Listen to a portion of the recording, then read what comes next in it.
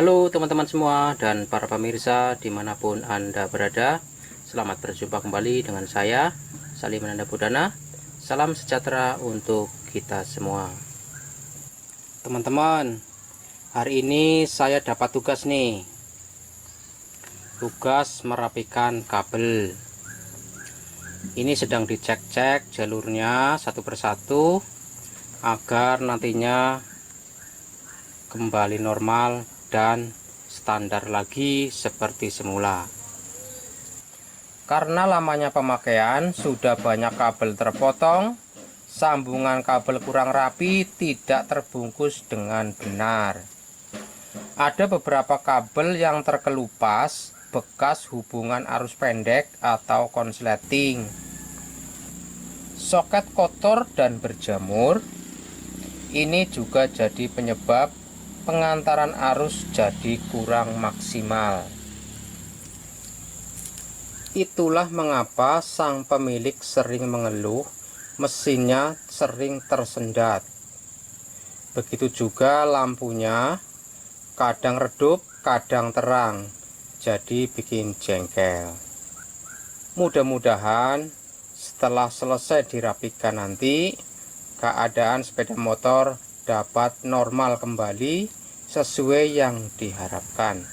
Sebelum saya selesaikan tugas saya ini, saya akan menyempatkan diri terlebih dahulu untuk berbagi dengan teman-teman semua. Saya akan membahas bagaimana cara kerja pengapian CDI sistem arus DC. Inilah perangkat yang digunakan pada pengapian sistem DC. Teman-teman pernah ada yang tanya dengan saya, Mas, kenapa pulser kok ada yang kabelnya 2, ada yang kabelnya 1? Itu perbedaannya di mana, Mas? Apakah itu sama saja? Jawabannya sama, teman-teman. Ini pulser yang kabelnya 1. Kalau pulser yang kabelnya 1, artinya yang ini adalah sistem arusnya atau plusnya, sedangkan groundnya atau masanya yaitu ngambil dari bodinya ini, yaitu ini dibautkan langsung ke baknya ini. Nah, apabila pulser yang kabelnya 2, contohnya seperti ini, yang satu api, yang satu massa. Jadi masanya atau groundnya dikeluarkan melalui kabel, tidak melalui badan bodinya. Perbedaannya di situ, teman-teman. Udah jelas ya, teman-teman. Kemudian ada juga coil yang kabelnya 2, ada yang kabelnya 1. Ini kabelnya 1. Kalau yang kabelnya 1, massa bodinya atau groundnya itu ngambil dari bodinya coil ini sendiri, yaitu ini. Jadi ini ngambil dari sini groundnya. Kalau coil yang kabelnya 2, groundnya yaitu langsung dikeluarkan melalui kabel. Yang satu untuk arus, yang satu untuk ground, kayak gitu. Kalau yang kabelnya 2, kalau kabel yang 1 seperti ini, masanya ngambil dari sini, dari bodinya. Udah jelas ya, teman-teman? Udah saya jawab. Mudah-mudahan teman-teman sudah paham. Beberapa hari belakangan ini banyak teman-teman yang bertanya kepada saya mengenai sistem pengapian. Teman-teman punya sepeda motor yang pengapiannya sedang ngadat, padahal businya baru, baterainya juga masih normal, tapi nyendat-nyendat seperti itu bunyinya. Mereka bertanya sama saya, kira-kira apanya ya Mas yang rusak? Jadi di sini saya akan cerita ya, teman-teman. Ciri-ciri pulser lemah, ciri-ciri CDI lemah, ciri-ciri coil lemah. Saya akan cerita sedikit di sini agar teman-teman yang kemarin ini bertanya semakin jelas gitu ya. Karena sepeda motor ini kan cara kerjanya saling berkaitan ya, teman-teman. Jadi Jawabannya bisa ini, bisa itu. Jadi nggak tentu teman-teman. Oke teman-teman, kita mulai ya. Pertama saya akan cerita ciri-ciri pulser lemah ya teman-teman. Pulser ialah besi bermagnet dililit kawat tembaga halus. Bila ada besi ditempelkan pada ujung-ujung pulser,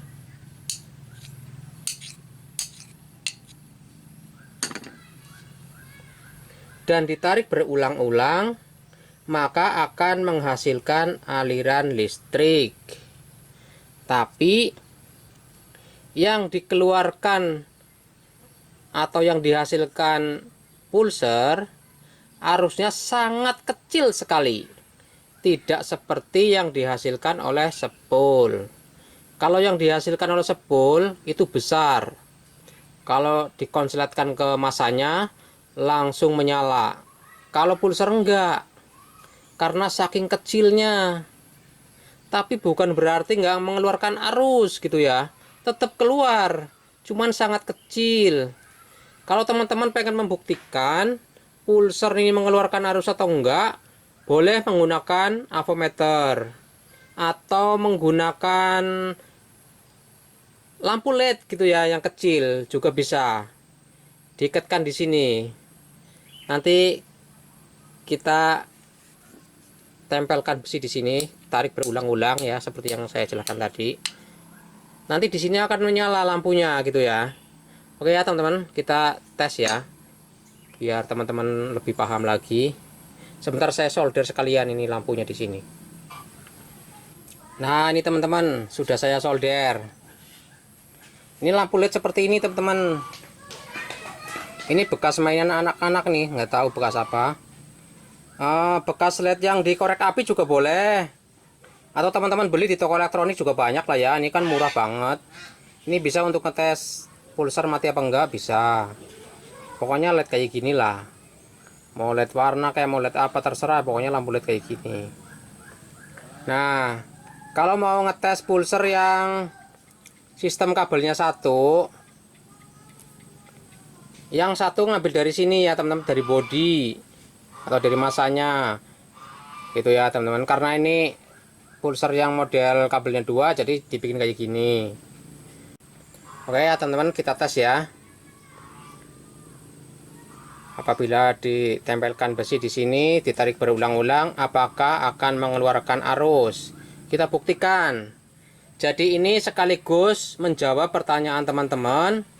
Pernah ada yang tanya, Mas, bagaimana cara mengetahui pulser mati atau enggak? Nah, sekalian ini ya jawabannya di sini. Begini teman-teman caranya. Ini ya lampunya ya. Lihat teman-teman. Tapi nyalanya enggak seterang lampu pada umumnya ya teman-teman. Ini cuma sekedar nyala aja. Nih. Saya tempelkan di sini ya, besinya di sini. Nah, kelihatan kok. Ya kayak gitu ya teman-teman. Ini nyala. Kalau nyala tandanya pulsernya masih bagus. Oke ya teman-teman.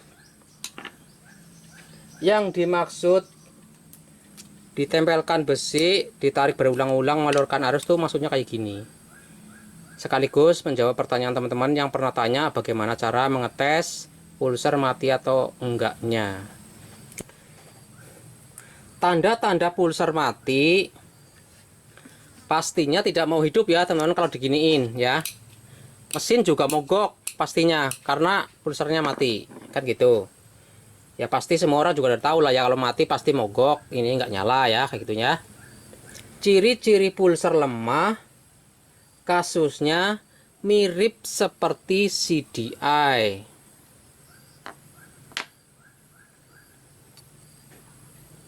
Apabila belum parah, mesin masih mau hidup tetapi tidak normal. Ketika dihidupkan, suara mesin tersendat-sendat, bahkan susah sekali dihidupkan. Kalaupun hidup, bunyinya tersendat atau tidak normal. Jadi seperti itu ya teman-teman, ciri-cirinya ini. Oke, udah jelas lah ya teman-teman ya, masalah pulser ya. Sekarang ganti masalah CDI biar lebih cepat. Ciri-ciri CDI mati, tentu mesinnya tidak mau hidup atau mogok. Saya yakin semua orang sudah tahu ya, kalau mati pasti mogok mesinnya. Ciri-ciri CDI bermasalah atau lemah, mesin tetap bisa hidup tetapi tidak normal. Biasanya motor kita di knalpot akan keluar asap hitam. Artinya pembakaran tidak sempurna karena apinya tidak maksimal kayak gitu ya teman-teman. Suara mesin berebet atau tersendat mirip seperti kehabisan bahan bakar. Mesin cenderung susah dihidupkan walaupun sudah diengkol-engkol sampai berulang-ulang. Ketika mesin sedang dibawa berjalan, bisa tiba-tiba mati tanpa tahu sebabnya. Nah, itu juga salah satu ciri-cirinya ya teman-teman, kalau CDI lemah. Kemudian ketika mesin sudah panas, mesin akan tiba-tiba mati. Nah, itulah teman-teman sifat CDI ketika sudah lemah. Memang susah ya teman-teman, kalau CDI lemah itu susah ditebak karena penyakitnya banyak sekali. Mendingan mati sekalian, kalau mati udah jelas nggak hidup kayak gitu ya. Tapi kalau sudah lemah gitu ya, hidup segan mati tak mau itu, aduh, kadang-kadang susah memang ya. Oke ya teman-teman, seperti itulah ceritanya mengenai ciri-ciri CDI lemah. Sekarang kita lanjutkan ke koil ya teman-teman. Koil adalah salah satu komponen pengapian yang vital. Bisa mempengaruhi kualitas pembakaran dan besar kecilnya percikan bunga api pada busi. Ciri-ciri koil lemah atau bermasalah. Pertama, percikan bunga api merah. Idealnya letupan bunga api berwarna biru. Seharusnya warna biru seharusnya. Kalau percikannya warna merah, boleh dicurigain kuilnya sudah lemah. Seperti itu teman-teman. Kemudian yang kedua, percikan api pendek.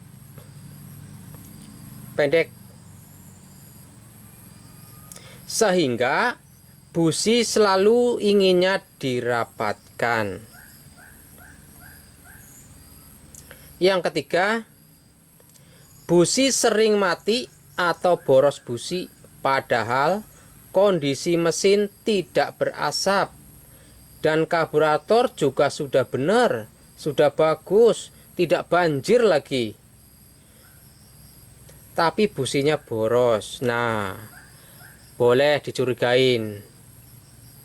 Kemudian yang keempat, mesin tersendat di putaran yang tinggi.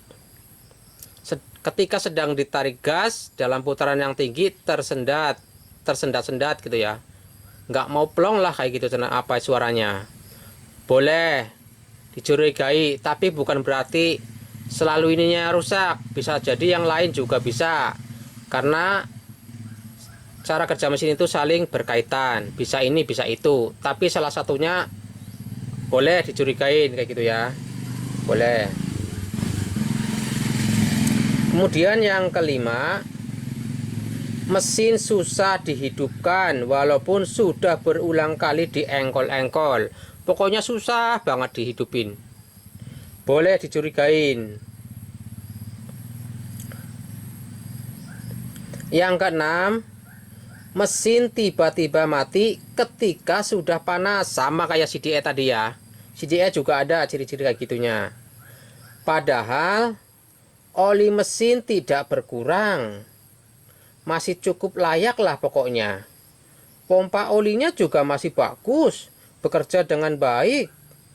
Peredaran oli masih normal, tidak ada yang tersumbat. Tapi mesinnya tiba-tiba mati ketika sudah panas. Boleh dicurigai ininya. Nah, itulah teman-teman ciri-ciri koil lemah. Mudah-mudahan tambah gimana ya? Tambah paham lah kayak gitu ya, teman-teman. Silakan analisa apabila mengalami permasalahan pada pengapian. Tapi nggak selalu yang saya jelaskan tadi ya, karena cara kerja mesin itu saling berkaitan sekali lagi. Jadi bisa ini, bisa itu. Tapi salah satunya boleh dikatakan yang sudah saya jelaskan tadi. Seperti itu ya, teman-teman. Nah, kalau regulator atau kiprok ini, ciri-cirinya kalau sudah lemah, ini harus dites pakai avometer atau tester ya, teman-teman. Jadi paling tidak ini mengeluarkan arus 13 sekian lah kayak gitu ya. Kalau kurang dari 12 volt pasti ininya tidak tahan lagi alias sudah lemah. Boleh diganti. Kalau ini simple ya, teman-teman. Kalau spool percikan bunga apinya warnanya merah terus kecil, boleh dites juga pakai avometer gitu ya. Boleh. Atau tidak keluar api sama sekali, itu tandanya sudah mati kayak gitu. Kalau ini mudah dianalisa nih, gampang nih. Yang susah nih yang pulser terus CDI terus coil, itu banyak banget gitu ya ciri-cirinya. Kadang-kadang bikin bingung. Tapi mudah-mudahan dengan obrolan saya tadi gitu ya, panjang lebar, teman-teman makin jelas. Oke ya teman-teman, sekarang dilanjutkan, yaitu bagaimana nih cara kerja sistem pengapian CDI DC. Nah, di sini akan saya rangkai nih teman-teman. Jadi komponen ini akan saya rangkai jadi satu menggunakan kabel gitu ya. Ya kabel-kabel udah saya siapin sih kabelnya, potongan kecil-kecil gitu lah ya. Mau saya sambung-sambung, nanti dites keluar api nggak dari sini. Nah kayak gitu ya. Jadi cara kerjanya nanti saya tunjukin kayak gitu ya teman-teman.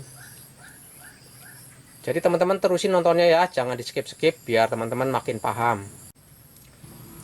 Nah ini teman-teman, sudah mulai saya pasang kabelnya. Pertama yang saya pasang kabel untuk ground atau untuk masa bodi. Jadi teman-teman kan kemarin ada yang tanya ya, Mas, kabel bodi atau kabel masa itu disambung-sambung semua ya Mas? Jawabannya iya teman-teman, disambung-sambung semua. Oke, saya deketin ya. Nih teman-teman, di sini disambung-sambung. Ini yang arah ke kiprok, sambung. Ini nanti yang arah ke sini. Nah ini arah ke CDI, ini arah ke masa bodi di batangan. Ini ceritanya batangan sepeda motornya ya teman-teman. Ceritanya ini hanya sebuah besi, tapi anggap saja ini adalah batangan sepeda motornya, karena ini kan dirangkai di bawah kayak gini, jadi ini perlu butuh kayak gini. Nah ini kan koil yang kabelnya satu, jadi masanya ngambil dari bodinya ini ya. Jadi di sini dibaut bareng sama batangannya. Ini batangannya ya. Jadi kabel masa bodi atau kabel ground dari segala arah sambung menyambung menjadi satu. Muara akhirnya disambung atau dibautkan ke rangka batangannya. Anggap saja ini rangka batangannya. Seperti itu teman-teman. Jadi dari kiprok juga nyambung ke rangkanya. Dari sini juga disambungkan ke rangkanya. Dari sini disambungkan ke rangkanya. Di sini juga semua. Tapi nggak langsung disambungkan ke rangkanya masing-masing gitu ya teman-teman. Karena nanti kesannya semrawut gitu ya. Morat-marit jadinya. Maka dari itulah disambung-sambung aja dulu semuanya kayak gini. Nanti terakhirnya salah satunya baru yang disambung ke rangka batangannya kayak gitu. Biar rapi kayak gitu ya teman-teman. Karena lumayan banyak juga ya yang teman-teman tanya mengenai kabel ground. Kabel ground itu kemana mas? Arahnya mas? Terakhirnya kemana? Ya kayak gini teman-teman. Pokoknya semua nyambung jadi satu. Terakhirnya atau muara akhirnya disambungkan atau dibautkan ke rangka sepeda motornya. Oke, udah jelas ya teman-teman. Tinggal disambung-sambungkan aja ya. Sambung-sambungkan, sambung-sambungkan. Oke, kita lanjut.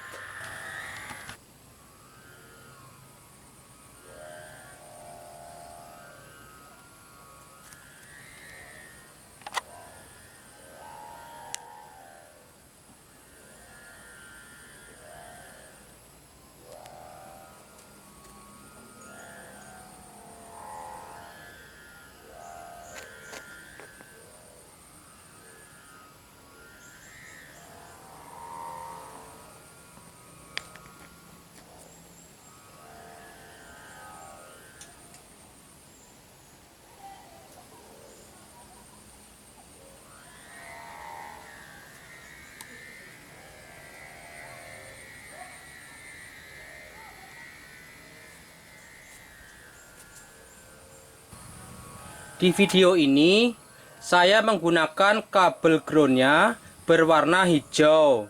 Kabel ground ini yang digunakan oleh perusahaan Honda atau produk Honda, yaitu warna hijau. Kalau teman-teman mau menggunakan kode warna dari perusahaan lain boleh, seumpamanya Suzuki. Kalau Suzuki kabel groundnya tidak berwarna hijau seperti ini, tapi menggunakan kabel berwarna hitam strip putih. Kalau Yamaha warna hitam seperti itu. Berhubung saya punyanya kabel warna hijau ini punya Honda, jadi saya gunakan warna Honda aja yang warna hijau. Gak apa-apa ya, sama aja ya teman-teman. Mau Suzuki, Yamaha, Honda, perjalanannya sama kayak gitu juga. Hanya beda di warna-warna kabelnya aja kayak gitu. Oke ya teman-teman, kita lanjut. Urusan ground sudah saya jelaskan panjang lebar ya. Saya rasa sudah jelas. Selanjutnya saya akan menyambung kabel dari pulser sini. Ini pulser ya, mengarah ke CDI. Kayak ini kabelnya sudah saya buat cok-cokannya.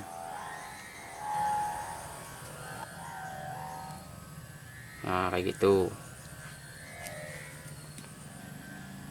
Ground dan kabel pulser ke sana udah. Lanjutkan lagi.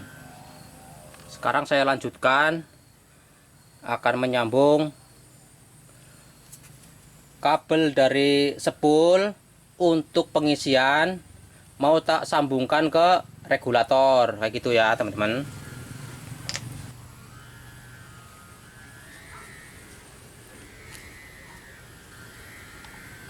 Oke teman-teman, kita lanjut lagi.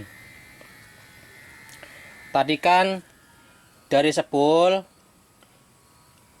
diarahkan menuju ke regulator. Artinya dari spool arus untuk pengisian masuk ke regulator, di sana diproses menjadi DC, kemudian akan dikeluarkan lagi melalui kabel ini untuk pengisian baterai.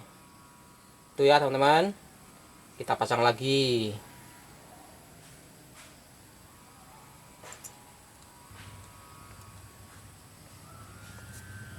Nah ini kabelnya ke baterai. Nah ini nanti ke kontak.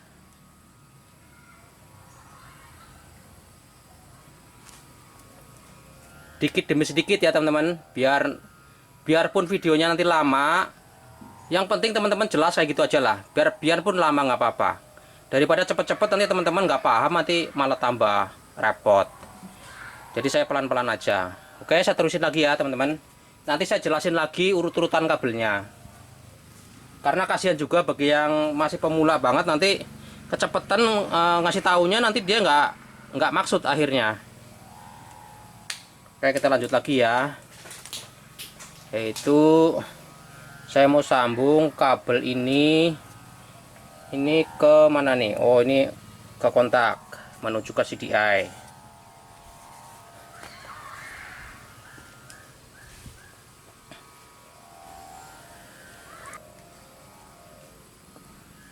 Jadi kalau teman-teman sepeda motornya Suzuki, Yamaha, atau jenis sepeda motornya beda, tinggal disesuaikan aja. Yang penting perjalanannya kayak gitu, dari CDI kemana kayak gini juga sama. Hanya beda di pin cocokannya di sini. Karena setiap CDI kan pin cocokannya kan nggak kayak gini gitu ya. Ada yang model kotak, ada yang model gimana gitu, beda-beda gitu ya. Jadi jangan dilihat itunya, tapi yang penting dari sini ke sana kayak gitunya aja. Kalau warna kabel, memang setiap sepeda motor punya kode warna yang masing-masing. Suzuki beda, Yamaha beda, Honda beda. Tapi kalau semua Honda sama, semua Yamaha sama, semua Suzuki sama, kayak gitulah. Kira-kira kayak gitu. Kalaupun satu-satu ada yang beda, tapi secara banyak itu sama lah kayak gitu. Kalau Suzuki ya sama kayak Suzuki kayak gitu. Oke, ini nanti jalurnya ke sini teman-teman, ke kontak. Jadi disesuaikan aja dengan warnanya.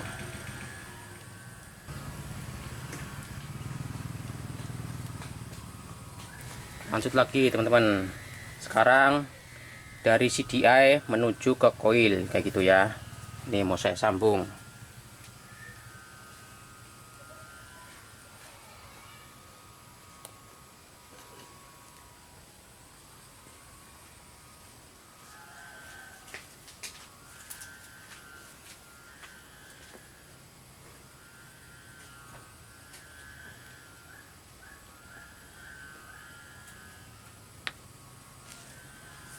Nah, udah selesai.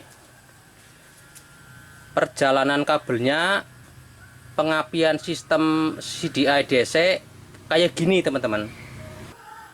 Jadi ini magnet akan dijadikan pembahasan aja, karena ini kan kondisi kabel-kabelnya ini kan lagi di bawah kayak gini ya, jadi nggak dipasang.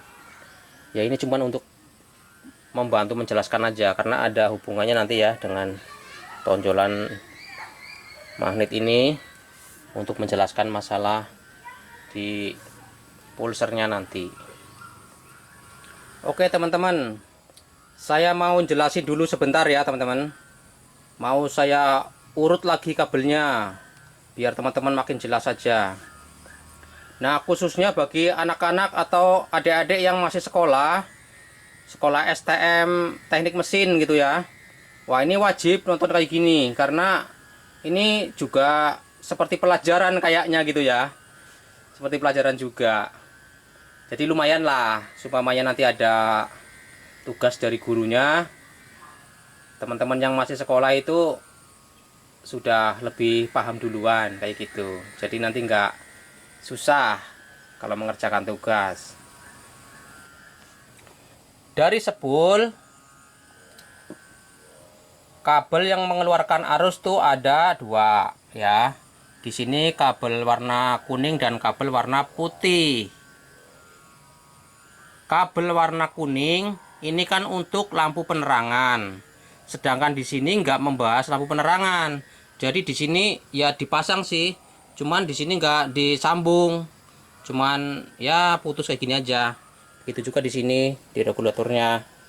Karena memang lagi nggak bahas lampu penerangan gitu ya, lagi bahas sistem pengapian, jadi nggak dipasang.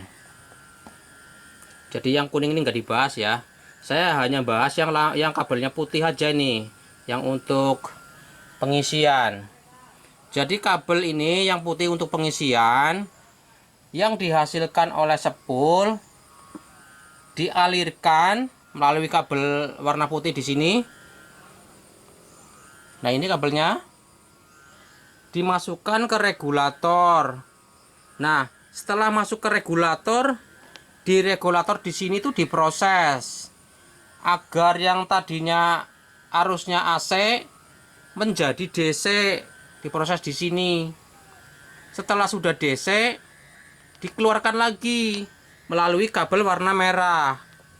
Nah, dikeluarkan lagi melalui kabel warna merah untuk apa? Yaitu untuk pengisian baterai. Tapi sebelum masuk ke baterai dikasih sekring di sini kayak gitu.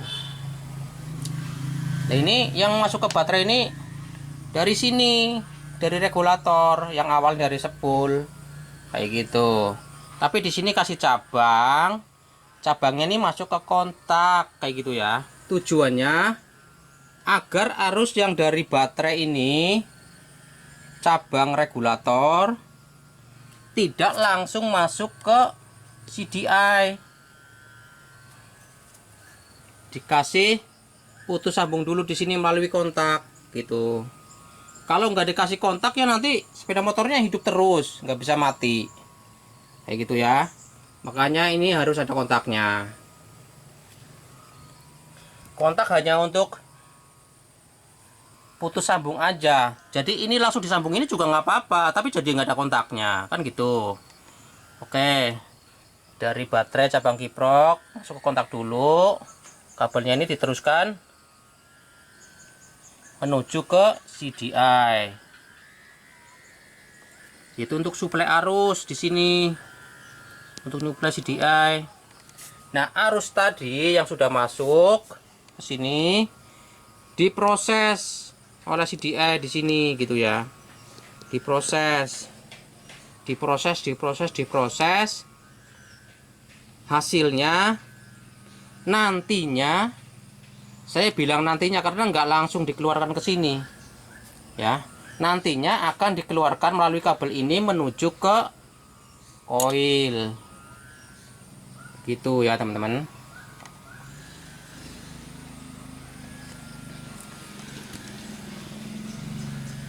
Jadi kapan mas CDI mengeluarkan arusnya ke koil? Ada aturannya ya teman-teman, ada aturannya. Aturannya seperti apa? CDI belum mengeluarkan arusnya, arus masih tetap di sini aja, belum dikeluarkan melalui kabel ini menuju ke koil, belum. Nunggu perintah dari kabel ini. Kabel ini kabel apa mas? Kabel ini adalah kabel yang menuju ke pulser. Jadi yang memerintahkan CDI mengeluarkan arusnya ke kuil itu pulser. Kalau belum disuruh sama pulser, arus yang di sini belum bisa ngalir ke kuil kayak gitu. Nunggu perintah dulu, nggak langsung bisa mengalir karena di dalam sistem CDI di sini ada semacam, ya katakan mudahnya ngomong itu ada sistem buka tutup arusnya kayak gitu. Katakan gampang ngomongnya kayak gitu aja lah dulu ya. Saya males ngomong ribet-ribet. Ada buka tutup arusnya. Jadi buka tutup arusnya itu otomatis. Pintu agar arusnya terbuka dan mengalir ke sini, itu yang bisa buka adalah pulser. Pulser akan mengeluarkan arusnya. Arus yang sangat kecil itu hanya digunakan untuk membuka pintu aja, membuka pintu agar pintunya terbuka dan kemudian arusnya keluar deh menuju ke koil. Kalau pintunya masih ketutup kan nggak bisa keluar arusnya itu ya, anggap saja keran lah kayak gitu, kayak ibarat air keran kayak gitu.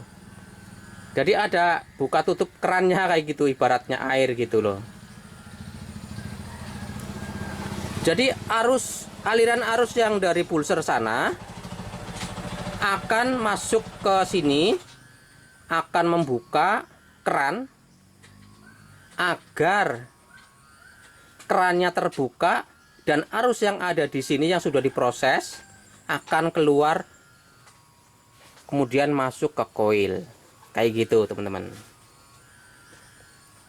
Jadi kapan mas pulser mengeluarkan arusnya? Pulser akan menghasilkan arus setelah dilewati oleh tonjolan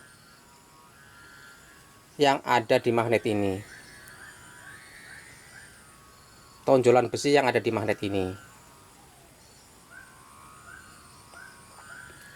Dilewatin ini dulu, baru pulser menghasilkan arusnya. Dan arusnya akan digunakan untuk membuka keran di sini agar kerannya terbuka. Arus di sini akan keluar, akan mengalir ke koil karena kerannya di sini dibuka sama pulser kayak gitu. Gampangnya ngomong kayak gitulah ya.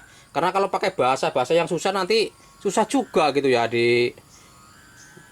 dicerna kayak gitu susah. Saya juga ngomongnya susah juga kalau kayak pakai bahasa-bahasa yang nggak terlalu dipahami kayak gitu. Diibaratkan air ya keran kayak gitu. Jadi di sini ada kerannya kayak gitu.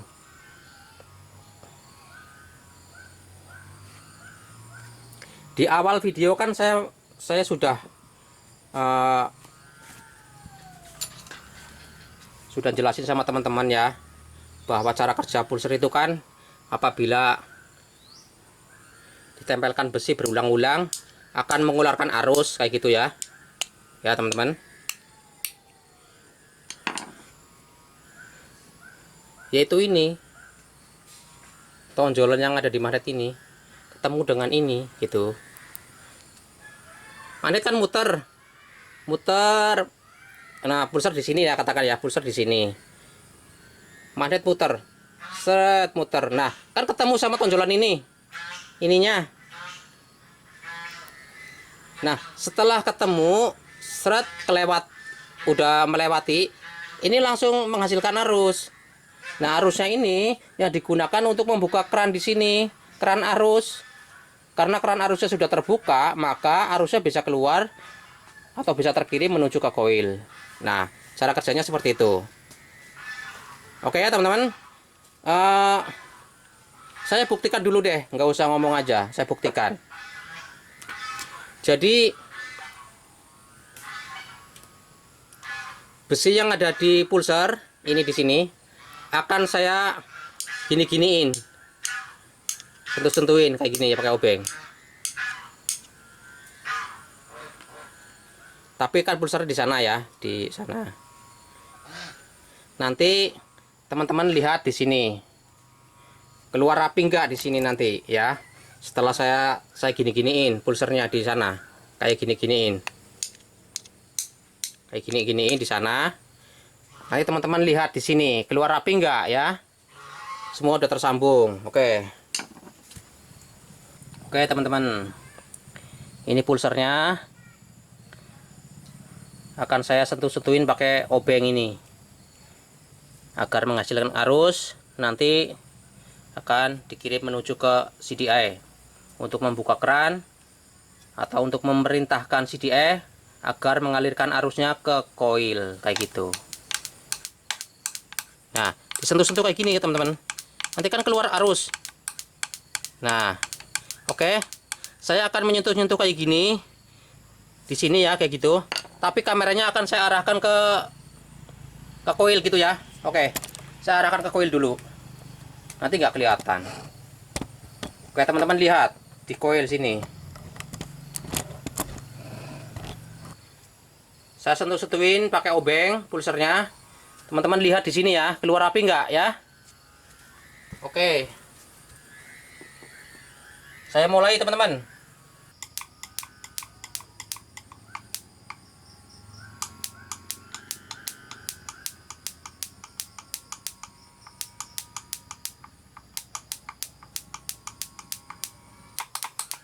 Keluar ya, teman-teman. Keluar. Nah, seperti itu, teman-teman. Cara kerjanya tuh kayak gitu, sistem pengapian CDI DC. Oke, lihat lagi teman-teman. Tapi kelihatan apa enggak ya? Udah agak diginiin dikit. Nah, ini teman-teman.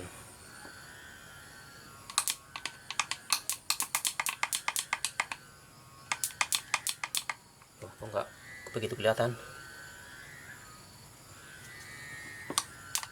Nah, kelihatan. Nah, setelah disentuh-sentuh pakai obeng, keluar apinya.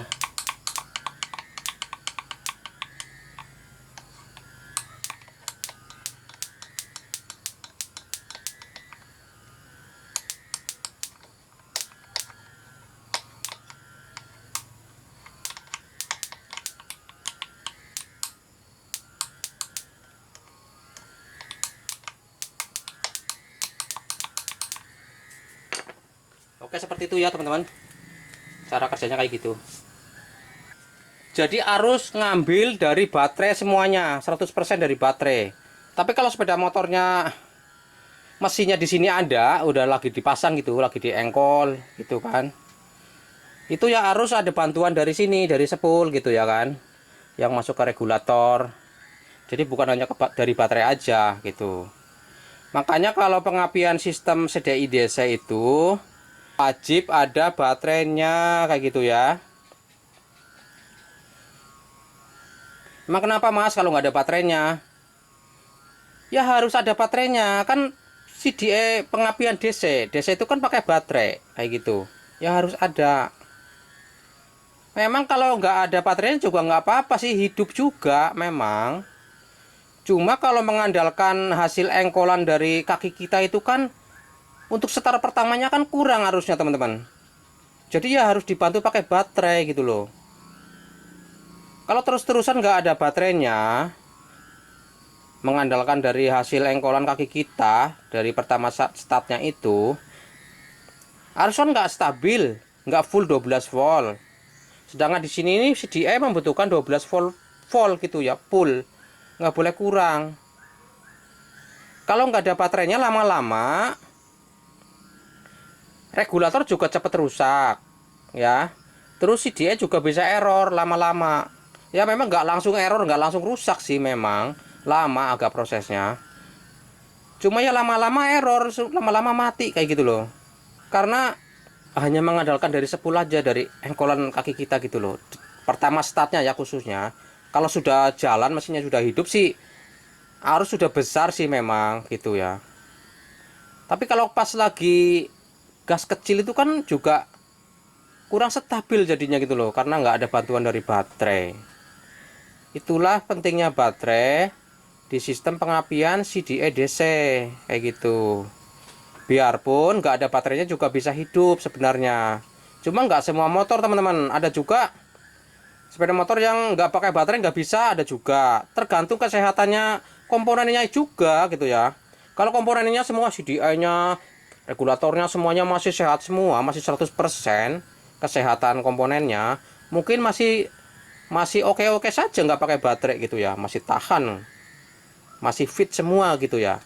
Tapi lama-lama nanti kalau sudah lama dipakai, dia sudah salah satunya ada yang lemah, nanti nggak tahan juga kalau nggak pakai baterai kayak gitu. Ada aja gitu ya kendalanya, berebet lah, tersendat-sendat gimana gitu, susah dihidupin ya, ya gitu memang. Maka dari itulah ya teman-teman, saya kasih tahu di sini, saya berbagi gitu ya dengan teman-teman semua, agar teman-teman di sana-sana yang belum begitu paham gitu ya, biar paham gitu. Ya saya sih bukan orang pinter banget, bukan gitu ya, bukan teman-teman. Saya juga sebenarnya masih belajar juga gitu ya, belum pinter-pinter amat lah gitulah yang jelas.